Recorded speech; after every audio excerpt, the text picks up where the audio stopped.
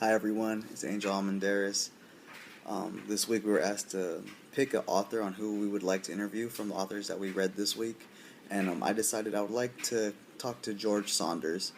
The reason I picked him was Semplica Girls Diaries was really my favorite book. It was long and I dreaded reading it at first, but the writing style was really easy and the story was great. It brought happiness, it brought sadness, and it had a little bit of everything. So I had some questions to ask Mr. Saunders if I ever did get the chance to talk to him. So the first question I wanted to ask him is, where did the idea of Semplica Girls come from?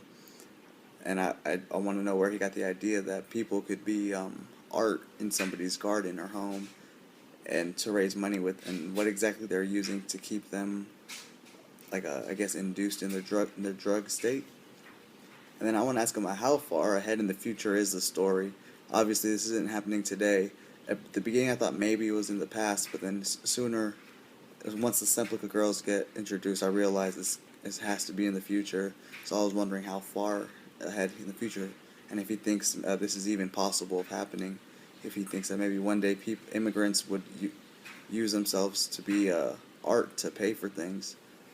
And then I wanted to know his inspiration for his characters, specifically for the two daughters, Eva and Lily.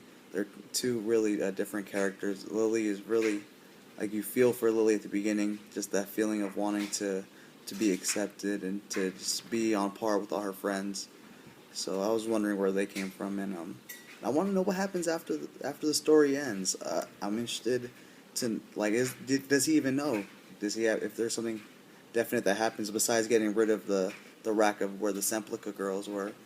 Do they ever find them? Does anyone ever find out that it was Eva who let them go, or do they lose the house, or do they come up with the money somehow? Does he win another scratcher? I'm really interested to know what happens after this, and I wonder if he even has thought about what happens after this. And the last question I wanted to ask him, well, Carl, who is the one person who wrote the diary in the story, he was such a really good father. So I was wondering if Carl resembled somebody in his own life, because Carl's he's a family man. He does whatever he can for his kids, and I think he's a very respectable person in the story. So I was interested on where he came up with Carl. Is that maybe his own self-vision on how a father should act, or does he know a father who acts that way, or does he himself act like that? So just a couple questions I had to ask for him. Alright, thank you for watching.